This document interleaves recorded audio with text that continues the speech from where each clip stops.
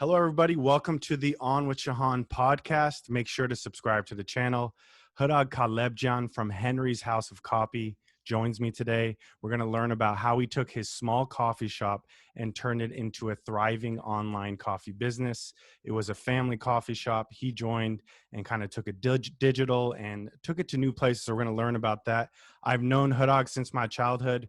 We went to Armenian church together. We played basketball together. And it was a lot of fun. It's great to reconnect with him and learn about what he's been up to. So Hrag, thanks so much for joining, man. Thanks for having me, brother. I'm excited. Thank you. So for those that are not familiar with you and your background, Hrag, could you just give a background, like how you started your career, your family business, and how you got involved?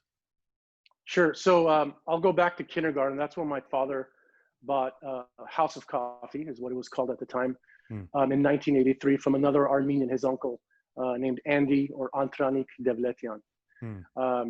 Prior to that, my dad had emigrated to the U.S. He was trying to do his own thing. But, Armenians always want to own the business, right? So this was a perfect situation for him because he had some coffee roasting experience with his dad. So I grew up in the business, throughout middle school and high school.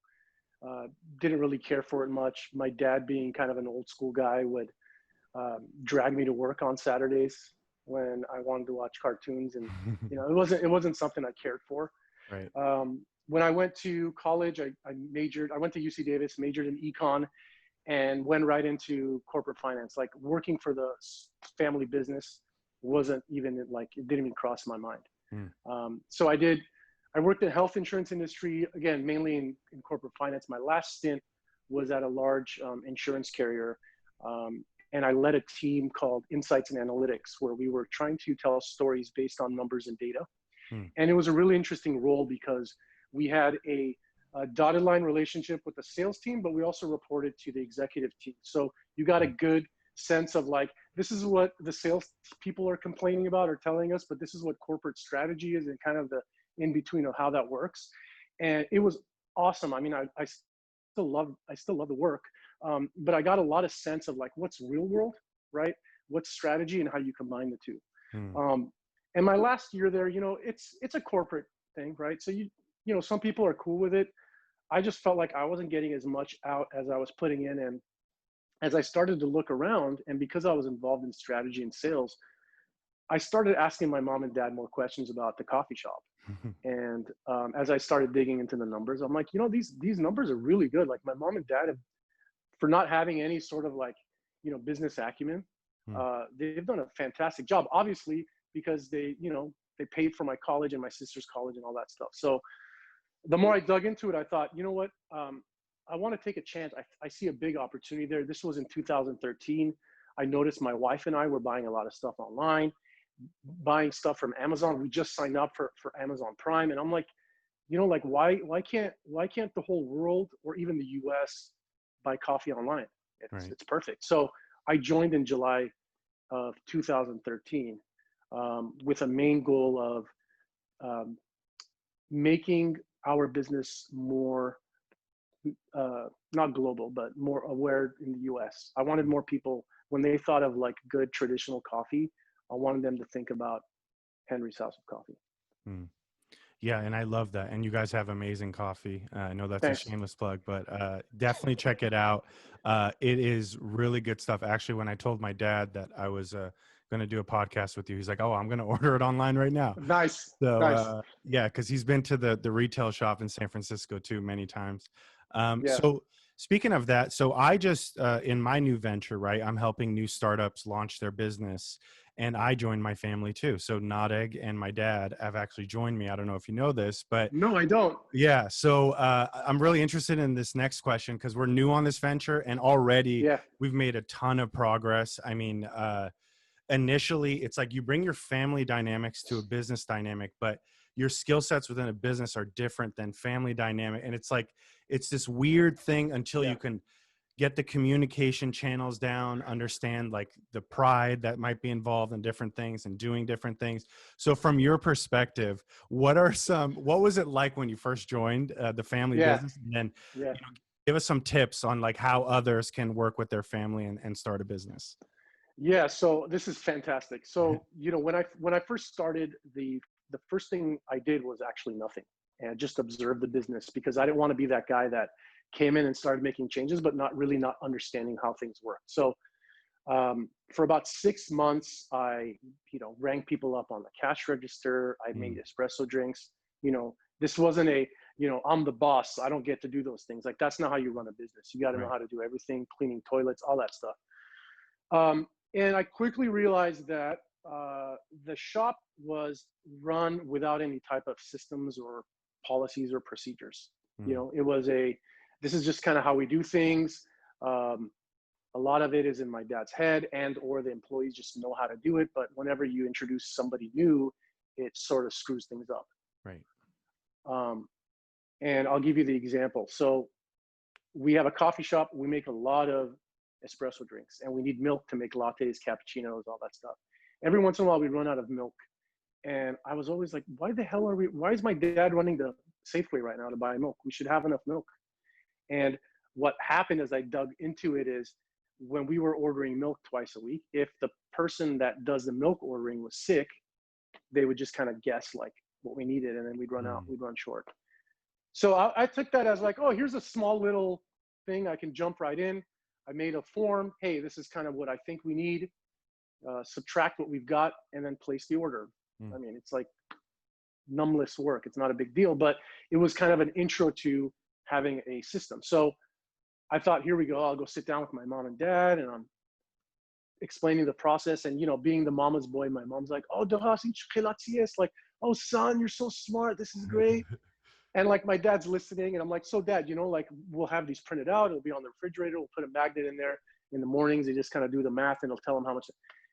So he's not saying anything. And I'm like, "So what do you think?" And he's like, "I'm many to, which means everything is being taken from me in Armenian." mm, And like, I'll be honest, like, at first I was like really angry. I'm like, what?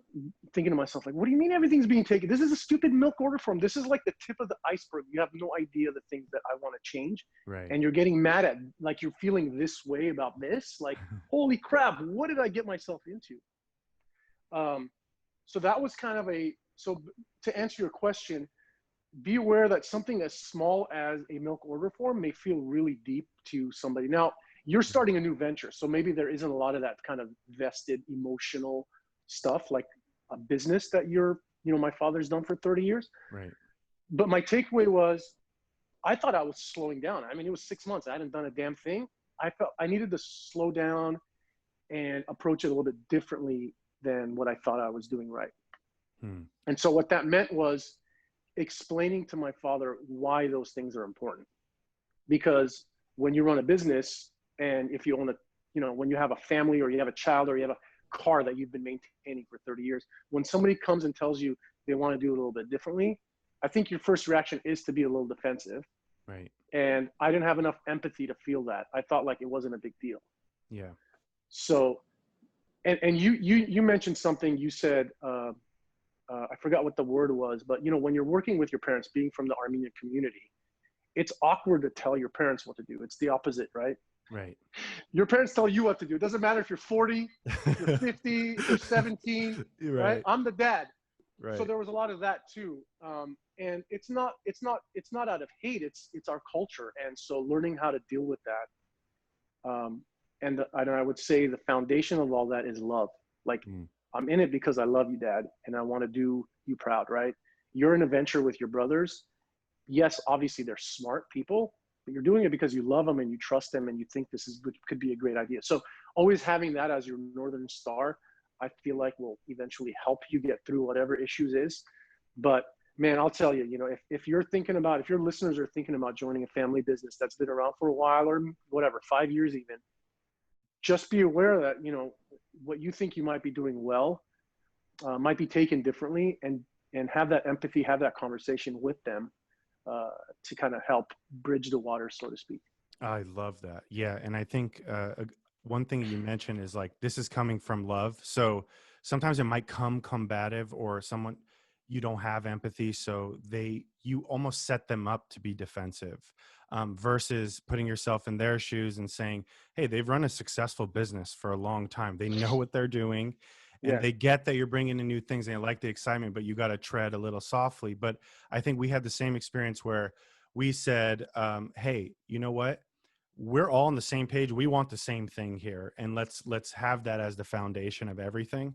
And I think that Yeah. was a switch on all of us of being like, okay, you know what, we just want the best idea to win. We want us all to do well, and we've all been so much on the same page since Yeah. a real like face-to-face, man-to-man conversation with Yeah. the whole family. Yeah.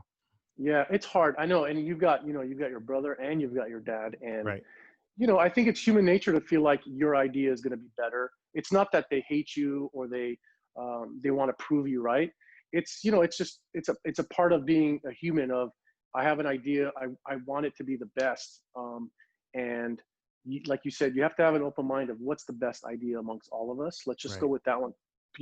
Put your guard down. Let's work on it together. And the difficult challenge, working with your brother, I think Nadig, younger dude, probably gets it. Yeah. I don't know about your father, but my father, a little bit older, old school. So a lot of the stuff that I wanted to do, which was more on like the digital front, was difficult because it's not tangible. And there's an investment of like a year or two to see the fruits of your labor. So, telling him like, hey, I want to spend $15,000 on a website, and then we're going to spend $3,000 a month on advertising. It's like, for what? Like, we're not building anything here. What do you mean? Yeah. Those are challenging conversations to have. But like an Armenian father, as soon as you see the production come through, right, the demand, it's like, I knew it was going to work, right? That's hilarious. So, Luckily, my yeah, dad is a computer scientist. He's with the yeah, digital stuff, so that's not the yeah, you're push. good. But I think it's more the dynamic of just like, all of the family just working together. But everyone is going to have their own dynamic, right? Their own set of challenges. And yeah, I totally agree with what you're saying. So right now, your dad probably loves what you're doing Yeah, because you don't have retail, or it's difficult to get into retail. yeah, Even if there is, yeah, there has to be some structure and regulations and all these things you have to do. So what did you do? So I know we talked briefly about it, but in this yeah. Corona COVID lockdown situation, how did you guys adapt your business, and how did all the digital stuff that you were working on really come into play? Yeah, that's a great question. So, whenever I was approaching the kind of online digital space, my goal was always big and hairy. It was always to hit a target that seemed audacious, right? And you hear that all the time in corporations, but I really wanted to do that because I thought, if we do ever get to a point of that kind of volume, we need to be ready. And I need to know, do we have the inventory? Do we have the space? Do we have the logistics? Um, and so a lot of the things that we planned for, I would say the last like 3 or 4 years, was set up for this COVID. Mm, When COVID hit on March 13th in San Francisco, we were shut down. The coffee shop is an essential business, which is great, but we didn't want anybody to come inside the cafe. So it's just set up for pickup. Well, we immediately saw our cafe sales drop by about 50% year over wow. year. But on the flip side, our online business went up 3x year over year. Um, and yeah, it was a shock. I would say it was kind of a short-term shock because, we're used to doing certain number of orders per day and that kind Right. of getting that cadence. But, that weekend of March 13, we had 3 times the number of orders. And, you know, as any small business owner does, they're always checking sales and, seeing how things are coming. And with online business, I have notifications. So like, I remember waking up Saturday morning of that weekend and thinking, holy crap, I have twice as much as what I normally do. By Monday, this is going to be like 4x. And it's a feeling of panic. It's a feeling of excitement, right? Mm, And vindication. Like, hell yeah, I'm ready, baby. right. Let's go. So we were, I wouldn't say luck because I don't believe in luck. I know we were ready for this. We busted our ass to get here. So, you know, I'm grateful for it. Yes, cafe sales are down, but our online business is thriving. So as an overall business, we're fine. But it just goes to show you, when if if if you're seeing a mission, you're seeing the future, and you're kind of heading towards that target every year, like um, we were ready for that space. And the good news is that we've got a lot of new customers now Mm, that have been trying Henry's, and they're from all over the U.S. Right? And now the goal, the opportunity is they bought once. Let's make sure that they buy from us again. right. And Speaking of, coffee shops and you going online, actually, my wife, Courtney, opened up an online cheese shop similar to that. So I have to connect you guys. I think you'll have a Yeah, lot of common ground there. But as she yeah, launches this new venture, and there's many others like her, and I know that, there's going to be a lot of businesses that unfortunately are going to have to close down and new ones that are going to start. In this domain of a retail coffee shop and then going online and a hybrid, just even not even knowing what's going to go on in the future. I know from what you just said, you set yourself up for the future. And because of that, you're rewarded in a time of yeah. crisis. So, on that point, what do you think is the difference between successful and unsuccessful businesses in your domain? I mean, the big thing for successful businesses is never feeling comfortable.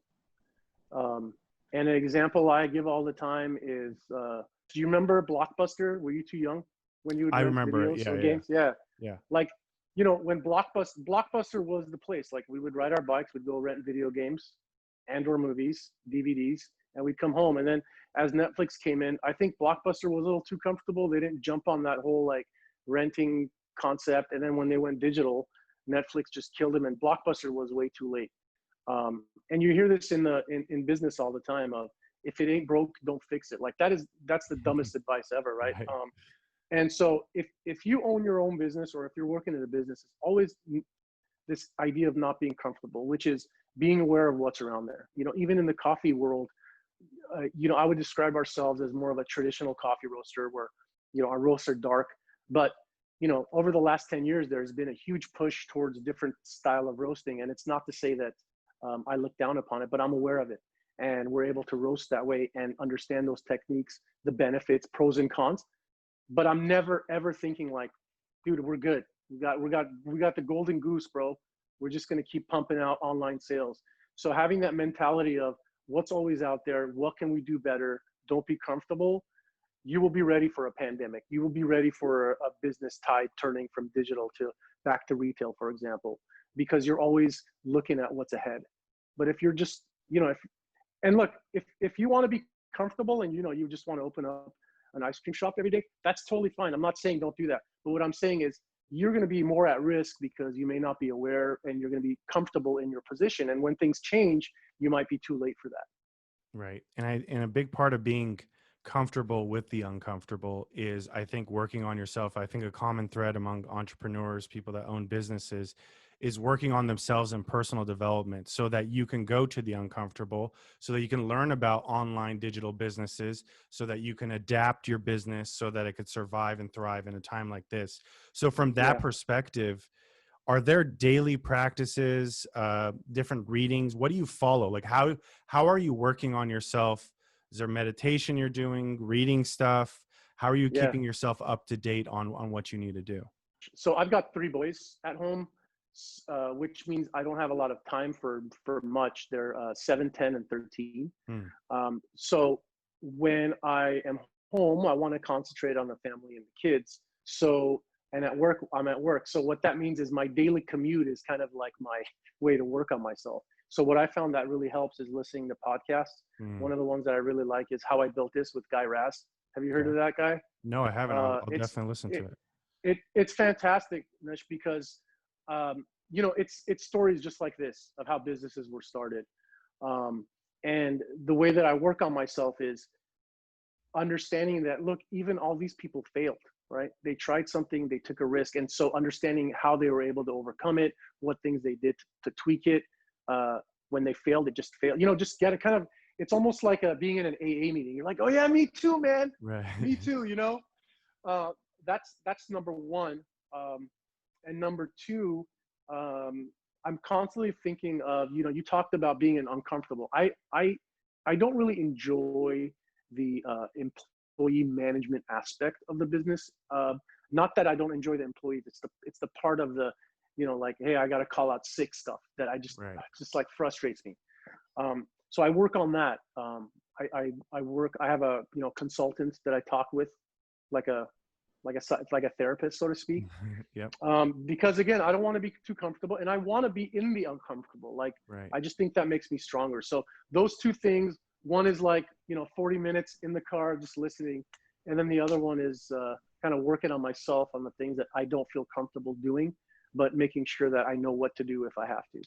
Yeah, I think it's a like those long form 40-minute podcasts where an idea is kind of discussed and ping pong back and forth between, especially like really smart people.